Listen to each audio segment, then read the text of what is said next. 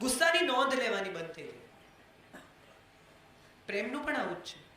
રોજ છલકાયા કરે, રોજ ઢોળાયા કરે, રોજ પતિ સાંજે ઘરમાં દાખલ થતાની સાથે ચપ્પલ ઉતારતી વખતે કે આઈ લવ યુ, તો આપણને એમ થાય કે હવે બંધ કરે તો સારું. કોઈનો ફોન હતો એવી રીતે પૂછે કે આઈ લવ યુ. પણ ક્યારેક ખરેખર એમ લાગે કે આજે કોઈ હાથ પકડીને એમ કે હું છું, અને ત્યારે કે ત્યારે એનું મૂલ્ય કેટલું બધું વધી જાય છે. એકબીજાને ગમતા રહેવા માટે ક્યારે શું કહેવું અને ક્યારે ચૂપ રહેવું, આ બે વસ્તુ બહુ જરૂરી છે. ટેકનોલોજીની વાત મેં કરીને ઇન્સ્યુલેશનની જેમ, એવી રીતે ચોઇસ છે. કઈ ચેનલ ક્યારે જોવી, કઈ ચેનલ ક્યારે ખોલવી, આ પણ બહુ અગત્યનું છે. બેબી ટીવી 12 વર્ષનું છોકરું જોતું હોય તો માં આવીને કે આ કરે જ શું છું, આ ટીવી જુએ છે. આપણે બાળકને અમુક પ્રકારની ફિલ્મો જોતા રોકીએ છીએ. આ એવી વાત છે કે દરેક વસ્તુ દરેક વખતે સારી ન પણ લાગે. સંબંધોમાં પણ આ એટલું જ અગત્યનું છે. માણસ તરીકે આપણે જે છીએ, જેમ છીએ, જેવા છીએ, એવા કોઈ આપણને સ્વીકાર એવો જો આપણો આગ્રહ હોય તો એટલું આપણે સામે તો આપવું જ પડે. ઇન્વેસ્ટ કરવાની વાત બહુ ઇન્ટરેસ્ટિંગ છે, અને તમે તો બધા વ્યાપારી છો, તમને બધાને સમજ પડે છે કે વેસ્ટ અને ઇન્વેસ્ટ વચ્ચે એક જ શબ્દ છે, અને એ છે ઇનવેસ્ટ. ગળી જવું, વેસ્ટ કરવું, ફેંકી દેવું, એને બદલે ઇન્વેસ્ટ કરવું, નાખી દેવું અંદર, ગળી જવું, નમતા રહેવું, સોરી કહી દેવું, પ્રેમથી વર્તવું, સાંભળી લેવું, આમાં કોઈ ઘસાઈ જતું નથી.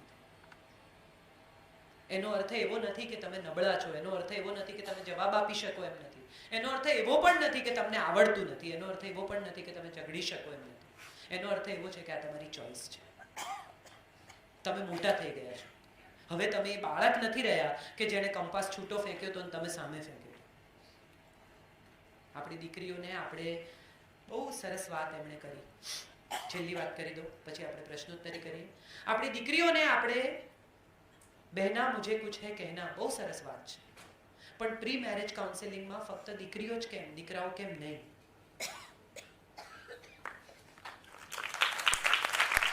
કેમ આપણા દીકરાને આપણે એવું શીખવવા તૈયાર નથી કે બેટા તારી પત્ની કામ કરતી હોય અને ક્યારેક જો મોડી આવે તો એક કપ ચા બનાવજે, એમાં પુણ્ય છે. કેમ આપણે આપણા દીકરાને એવું નથી શીખવતા કે બેટા કોઈક દિવસ તારી પત્નીની આંખમાં આંસુ આવે તો એને પૂછજે કે તને શું થાય છે, તને તારું પિયર યાદ આવે છે, તને કઈ તકલીફ થાય છે, તને કોઈ કંઈ કહ્યું? કેમ આપણે આપણા દીકરાને એવું નથી શીખવતા કે એની પત્નીને એટલો જ સ્નેહ અને સન્માન કરે જેટલો એની માને કરે છે? હું માનું છું આ એક એવી જગ્યાએ આપણે આવીને ઊભા છીએ કે પરસ્પરનો સ્નેહ, એકબીજાને ગમતા.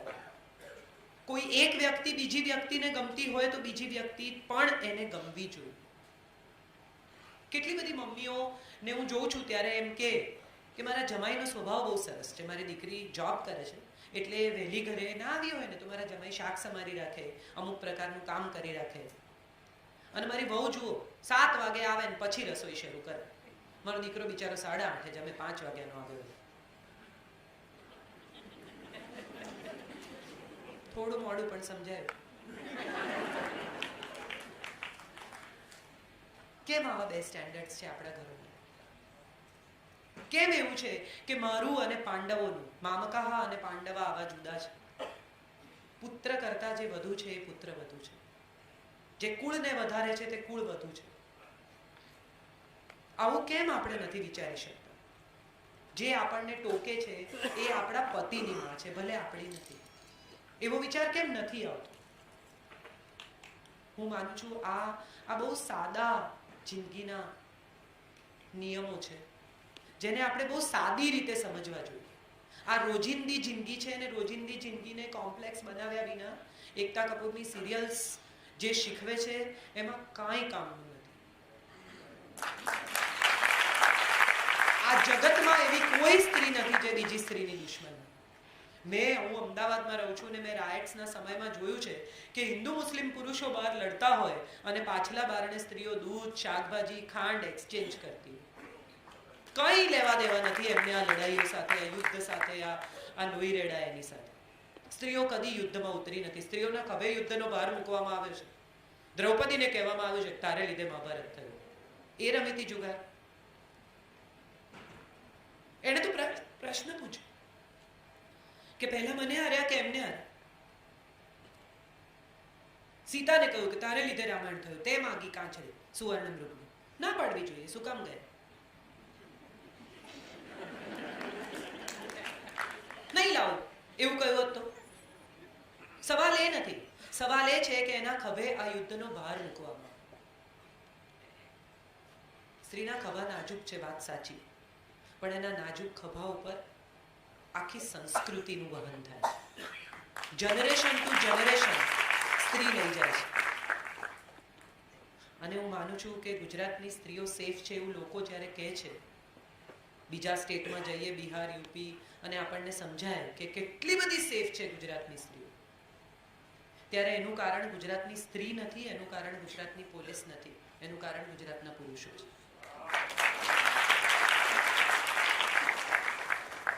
એને એવું શીખવવામાં આવે છે કે તારી બહેન, તારી માં જેટલી અગત્યની છે એટલી જ દરેક સ્ત્રી અગત્યની છે. અને આપણા ઘરોમાં, આપણા સંસ્કારોમાં સિંચન થાય છે. એ સંસ્કારો હાલરડામાં માએ શીખવે છે. હું ફરી એકવાર ત્યાં જ પાછી આવું છું કે માણસે જો માણસને ગમવું હોય તો સૌથી પહેલી જરૂરિયાત એ છે કે પોતાની જાતને ગમે. મારી પાસે ગ્લાસમાં, બોટલમાં પાણી હશે તો હું તમને પાણી આપીશ. મારી પાસે કાદવવાળું પાણી હશે તો હું તમને કાદવવાળું પાણી આપીશ. મારી પાસે જે હશે તે હું શેર કરીશ. હું ભીતરથી જ ભરેલી છું નેગેટિવિટીથી. તમને શું આપીશ?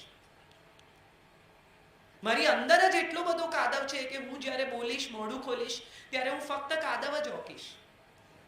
મારી અંદર જ એટલી બધી ગરમી છે કે હું મોઢું ખોલીશ તેમાંથી આગ જ નીકળશે. પણ મારી અંદર શાંતિ છે, મારી અંદર સુખ છે, મારી અંદર ચેન છે, મારી અંદર બીજાને આપવા માટે કશુંક છે, તો હું આપી શકીશ. સમસ્યાઓ કોને નથી? હું કોઈ સમસ્યામાંથી પસાર જ નથી થઈને આવી બધી ડાયડાઈ વાતો કરું છું એવું નથી. પણ હું એવું શીખી છું કે મારી દરેક સમસ્યાએ મને થોડી વધારે મજબૂત કરી છે. મારી દરેક સમસ્યાએ મને એવું શીખવ્યું છે કે એ સમસ્યાની સામે કેવી રીતે ઊભા રહેવાનું અને બીજા જ્યારે એ સમસ્યામાં આવે ત્યારે એની શું મદદ કરવાની. ઘરમાં કોઈનું ડેથ થાય ત્યારે સમજાય કે પોતાના પિતાને રોજ થોડા મરતા જોવા એટલે શું. અને હું માનું છું કે એ પછી જ સમજાય કે કોઈના પિતા બીમાર હોય તો જઈને ઊભા રહેવું જોઈએ. ત્યાં સુધી તો આપણને ખબર જ નથી હોતી કે દુઃખ શું છે. એટલે દુઃખની ફરિયાદ કરવાને બદલે દુઃખમાંથી આપણે લેસન લઈએ અને બીજાના દુઃખમાં જઈને ઊભા રહીએ કે કમસે કમ મારી પાસે કોઈ નહોતું પણ તારી સાથે હું છું. અને વિચારી જુઓ કે જો દરેક માણસ પોતાના ઘરનું આંગણું ચોખ્ખું કરશે તો શહેર જ ઓટોમેટિક ચોખ્ખું થઈ જશે. આમાં બહુ લાંબી દુનિયા બદલવાની જરૂરત જ નથી. રોજ સવારે ઉઠીને ઝાડુ લઈને તમારા સોસાયટી નહીં વાળો તો ચાલશે. તમે તમારું આંગણું ચોખ્ખું કરો, બાજુવાળા એનું કરે, બીજા એનું કરે, તો ઓટોમેટિક શહેર ચોખ્ખું થઈ ગયું. કોઈએ કંઈ કરવાની જરૂરત જ નથી. દરેક માણસ પ્લાસ્ટિક નહીં ફેંકે તો ગ્લોબલ વોર્મિંગ ઓટોમેટિક અટકી જશે. દરેક માણસ કારપૂલનો વિચાર કરશે તો ઓટોમેટિક પેટ્રોલ ઓછું વપરાશે. 20 વર્ષના હોઈએ ને ત્યારે એમ થાય કે દુનિયા બદલી નાખીએ. 40 ના થઈએ ત્યારે એમ થાય કે કઈ નહીં, ચલો દેશ તો બદલીએ. 60 ના થઈએ ત્યારે એમ થાય કઈ નહીં, સ્ટેટનો ઉદ્ધાર કરીએ. અને 80 વર્ષે સમજાય કે જાત બદલી હોત ને તો બધું બદલાયું હોત.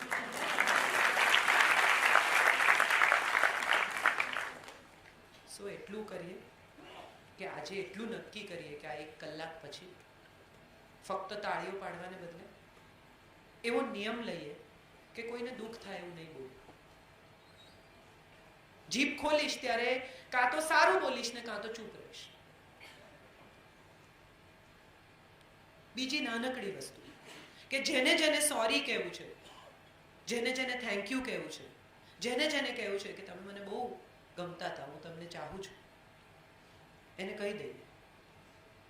આપણે બધા માતા પિતાના મૃત્યુ પછી તકતી મુકાવીએ છીએ, પણ માતા પિતા જીવતા હોય ત્યારે એની બાજુમાં બેસીને એની પાસે 10 મિનિટ આપણી પાસે નથી કે વાત કરીએ, ત્યારે પૈસા કમાઈએ છીએ એ તકતી મુકાવવા માટે. દરેક માણસ જિંદગીના પહેલા 50 વર્ષ શરીર ઘસીને પૈસા કમાય છે અને પછી એ કમાયેલા પૈસા પેલું ઘસાયેલું શરીર રિપેર કરવામાં વાપરી નાખે છે. મારો એક બિલ્ડર મિત્ર છે, મને રોજ કહે મારે 100 કરોડ રૂપિયા જોઈએ છે, મારે 100 કરોડ રૂપિયા જોઈએ છે. એટલે એક દિવસ મેં એને પૂછ્યું ચાલ હિસાબ કરીએ, શેને માટે જોઈએ છે? એટલે એમ કે મારા વાઈફને દુનિયા બતાવી છે.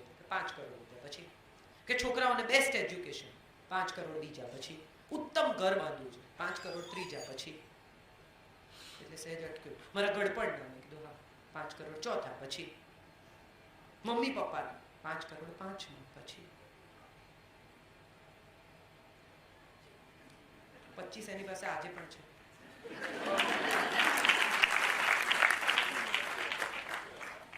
પેલા 75 નથી ને એમાં 25 એન્જોય નથી કરતા. મને બહુ આનંદ થયો જયાબેનની વાત સાંભળીને. પૈસા કમાવા ને એ એટલું અઘરું નથી, દાઉદ પણ કમાય છે. પૈસા ક્યાં ખર્ચવા ને એ બહુ અઘરું છે.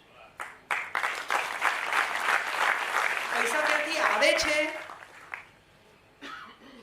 એ સમજવાનું બહુ અઘરું નથી, પણ પૈસા ક્યાં જાય છે ને એના પર ધ્યાન રાખવું બહુ જરૂરી છે. અને એ આ ફેમિલી અહીંયા કરી રહ્યું છે, તમે બધા કરી રહ્યા છો. મને બહુ આનંદ છે કે હું આજે આવા પ્રસંગે આવા લોકોની વચ્ચે છું કે જે દરેક માણસ અહીંયા ઝઘડું છે, દરેકના હૃદયમાં ક્યાંક ઝઘડું છે, દરેકને સમાજ માટે, દેશ માટે, ધર્મ માટે કંઈ કરવું છે. બહુ બહુ રેર ઓડિયન્સ આવું હોય છે કે જ્યાં દરેક માણસ સાથે તમને કમ્યુનિકેટ કરવાનું ગમે, મન થાય. બહુ આનંદ થયો આ જગ્યાએ આવીને અને સુમતિની પ્રવૃત્તિઓ જાણીને.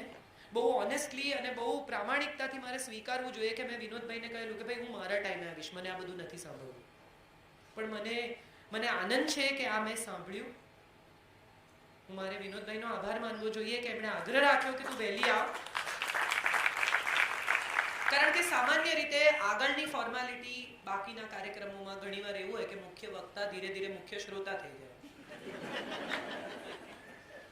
ફલાણાભાઈ ઢીકણાનું અભિવાદન કરશે ને ફલાણા આને પિન પહેરાવશે ને આને ટાઈ પહેરાવશે ને આને મોમેન્ટો આપશે, અને બધા સમય દરમિયાન આપણે અહીંયા બેસીને ઓડિયન્સ ગણ્યા કરવાની 1 2 3 4 5 6 7 8 પહેલા 2 કલાક એમાં જાય.